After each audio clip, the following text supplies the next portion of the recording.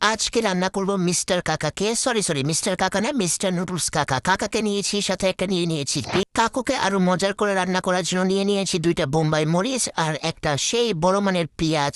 তো আমার পেঁয়াজ কাটা শেষ, একটা ছুটকেতে আমি পেঁয়াজ কাটে ফেলেছি। এই তুই এদিকে যাস কেন, এদিকে তোদের সবাইকে আমি এখন ভাজবো। তো ভাজার লাগবে আমি এখানে ফ্রাই প্যানের উপরে চুলা বসাই দিছি। ও না সরি, চুলার উপরে ফ্রাই প্যান বসাই দিয়েছি। এখন চুলাটাকে চালু করে দিলাম, দেখুন 1200-তে চুলা দিয়ে দিয়েছি। এখন আমি এই গরম ফ্রাই প্যানে 1 গামলা তেল ছেড়ে দিলাম। কেটে রাখা পেঁয়াজ আর বোম্বাই মরিচগুলো নাকি অনেক ঠান্ডা লাগছিল, তাই তাদেরকে আমি গরম তেলে সাই করে ছেড়ে দিলাম। তারা তো পড়ে গেল, পরে সেই খুশি পরেই ফুটতে শুরু করেছে টাস টুস করে।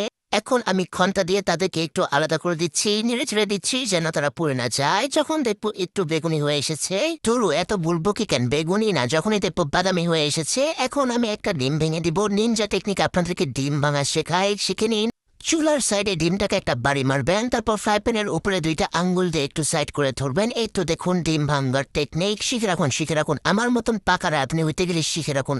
ডিম তুই ওদের সাথে এত মিশতে চাইতেছিস কেন? এখনই মিশা যাইবো না, আগে তোর একটু লবণ মাখাই নেই খারাপ। ডিমটারে একটু এখন লবণ মাখাই নিবো, কিন্তু ডিম ইচ্ছা বেটা যে এতই লুচ্ছা, সে খালি সুন্দরী বেড়া মানুষ দেখা মিশতে চাইতেছে। দেখেন এতই পাশে আনতেছে, তাও খালি লুচ্চামের মতন দিকে চলে যাইতেছে। যাই হোক, এখন ওদেরকে একটু মিশিয়ে দিই, সব একসাথে একটু ঘেটে দিই। ডিমকে, পেঁয়াজকে আর মরিচকে একসাথে মিশিয়ে দিলাম। এখন এটা একটু ভালো করে ঝুরঝুরা করে নিব, যেটাকে আমরা বলি ডিমের ঝুরঝুরা। আমি রান্না করছি, আপনারা আমার দিকে না, রান্নার দিকে ভালো করে মনোযোগ দিয়ে দেখুন আমি কিভাবে রান্না করছি। আপনারা এত আনারি কেন? হ্যাঁ, একটু ভালো রান্না করতে পারেন না, শিখুন আমার কাছ থেকে, আমি সব রান্নাই পারি। এই ঝুরঝুরা ডিমের মধ্যে এখন আমি 1 বালতি পানি ঢেলে দিলাম। প্রথমে পানি ঢালতে চাই, ডিম আমাকে ছেঁকা দিয়েছে, তাই একটু পরে আমি আবার পানি ঢালে দিই। আর এখন ঢালে দিব ওই কাকাকেও ঢেলে দিলাম। কাকাকে কিন্তু আমি আলাদা করে ভেঙে দিইনি, ডাইরেক্ট ঢেলে দিয়েছি। কাকুকে একটু ভালোভাবে নেড়ে ছেড়ে দিলাম। একটু পরে কাকু যখন সিদ্ধ হয়ে আসবে, তখন আমি কাকুকে একটু ভেঙে চুড়ে দিয়েছি। এখন কাকুকে একটু লবণ মাখিয়ে দিব, শুধু লবণ না, মরিচের গুঁড়া দিব ইচ্ছা মতন, যেন আমি ছাড়ার বাড়ির অন্য কেউ খেতে না পারে। এটা আমি নিজের জন্য রান্না করছি দেখে পরিমাণ মতন লবণ আর পরিমাণ মতন ঝাল দিয়েছি, না হলে জামাই বেটার জন্য রান্না করলে কিন্তু লবণ আর ঝালে ডুবিয়ে রাখতাম।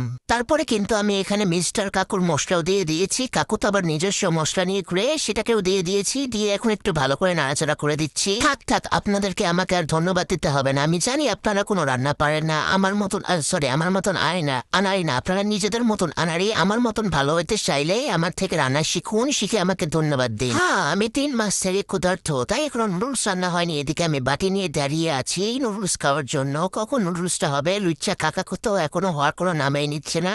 অবশেষে কাকা হওয়ার দিকে এসেছে। কাকা মিস্টার কাকা হওয়ার দিকে এসেছে। এখন আমি এটা সুন্দর করে বেড়ে নিয়েছি, দেখুন, একটা আমার জন্য আর একটা আমার আম্মুর জন্য।